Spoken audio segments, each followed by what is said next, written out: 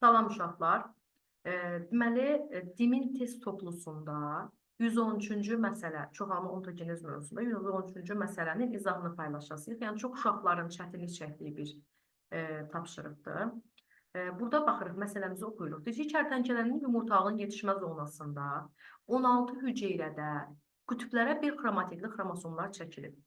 Baxırıq uşaqlar, birinci bax bizə kərtənkələ verir, bir də yumurtalıq verir. Nəyi yadımıza salırıq?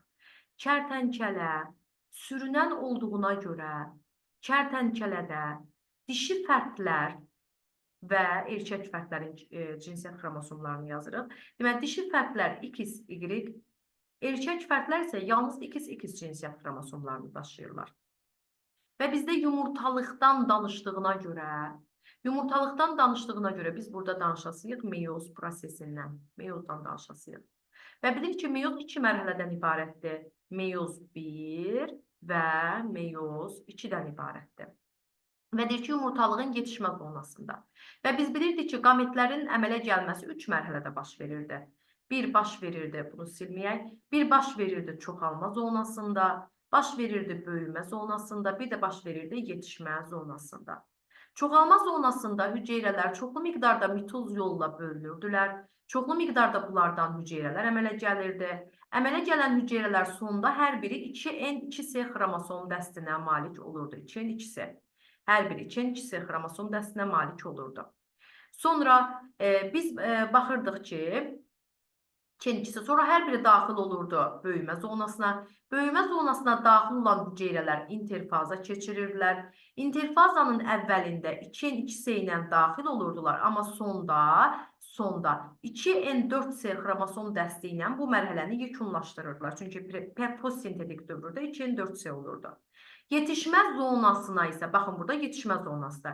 Yetişmə zonasına daxil olan hər bir hüceyrə artıq 2N4C xromosom dəstinə malik idi və 2N4C xromosom dəstinə malik olan bu hüceyrə artıq meyozu keçirməyə başlayır. Deməli, yetişmə zonasında meyoz prosesi baş verir uşaqlar, meyoz prosesi baş verir. Mən əvvəlcə sizin üçün, yəni bir ədəd hüceyrə üçün məlumat verirəm ki, sonra 16 ədəd hüceyrədə bunu tapmaq daha rahat olsun. Üzr istəyirəm. Deməli, uşaqlar, baxın, deyir ki, qütblərə bir xromatidli xromosomlar çəkilir. Yadımıza salırıq. Meyoz 1 mərhələsində, meyoz 1-in qütblərə çəkilməsi anafaza mərhələsində baş verirdi. Meyoz 1-in anafaza mərhələsində qütblərə tam şəkildə, əgər mən 2 ədəd xromosom götürsəm, qütblərə tam şəkildə xromosom çəkilir və bu xromosomlar 2 xromatidli olur. Baxın, elə mənim daxil olan bir hüceyrəm bu hüceyrədir. Baxın, bu bir hüceyrəmin daxilində meyoz 1 baş verir. Bir hüceyrəmin daxilində meyoz 1 baş verəndə, burada baş verir profaza 1, burada baş verir metafaza 1, burada baş verir anafaza 1 və burada baş verir telofaza 1. Deməli, bir hüceyrə daxil olduqda, elə bir hüceyrənin daxilində qütblərə 2 xromatidli tam xromosom çəkilir. Baxın, bir hüceyrədə 2 xromatidli tam xromosom çəkilir. Amma bir hüceyrədən yaranan 2 hüceyrədə meyoz 2 baş verir. Burada profaza 2, metafaza 2, anafaza 2 və telofaza 2. Baxın, elə bu hüceyrədə də eyni proses baş verir. Profaza, üzr istəyirəm. Yəni, uşaqlar, bunu yazmasam, eynisini də yazsam olar. Yenə yazım ki, aydın olsun. Profaza 2, mən anafazalı alıcının olduğuna görə anafaza 2 yazıram. Və anafaza 2-də uşaqlar, qütblərə artıq bir xromatidli xromosomlar çəkilir.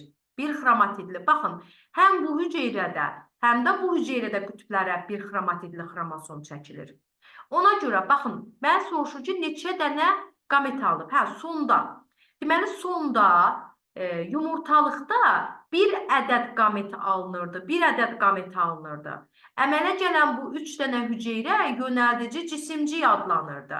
Əmələ gələn hüceyrələrin bunlar N2C xromosom dəstinə malik idi hər biri. Sonda əmələ gələnlər isə hər biri NC xromosom dəstinə malik idi. NC xromosom dəstinə malik idi. NC, NC, NC xromosom dəstinə malik idi. Deməli, əgər, bax, gördünüz neçə dənə hüceyrədə qütblərə 2-1 xromatidli xromosom çəkildi. 2 ədəd hüceyrədə 1 hüceyrə, 2 hüceyrə. Deməli, 2 dənə hüceyrə. Əgər 2 hüceyrədə qütblərə 1 xromatidli xromosom çəkiləndə, deməli, 1 ədəd qamet alınırsa, bax, neçə dənə qamet alındı? 1 ədəd. Bax, görürsünüz, 2-yə 1. Bəs 16 dənə hüceyrədə qütblərə 1 xromatidli xromosom çəkiləndə neçə qamet alınacaq? Deməli, burada da əmələ gələcək 8 dənə qamet. Cavabımız olur 8 qamet. Hələ ki, qamet hissəsini tapdıq uşaqlar. Qametimiz oldu 8 ədəd. Qalanlarını silim. Baxın, bunları silək. Və məndən nəyi soruşur? Məndən soruşur ki, neçə hüceyrə qametlə, neçə dənə yönəlici çimcik qametlə eyni cinsi xromosomu daşıyar? Uşaqlar, əgər 8 dənə qamet əmələ gəlibsə, 8 ədəd, yəni 24 dənə də yönəlici çimcik əmələ gəlir. Və yönəlici çimciklərdən bir hissəsi qametlə eyni cinsi xromosomu daşıyır. Deməli, 8 qametdə əmələ gəlibsə, 8-i qametdən eyni cinsi xromosomu daşıyasıdır. Qalanları isə qametdən fərqli cinsi xromosom daşıyasıdır. Baxın, burada 32 dənə hüceyrə əmələ gəlir. 32 dənə hüceyrədən 16-sı qametlə, 16-sı X xromosomunu daşıyır. 16-sı da Y xromosomunu daşıyır. Çünki kərtəncələdə X, Y-dir. Ona görə cavab olur A bəndi. Ümidəm ki, başa düşdünüz sualın izahını. Hələlik.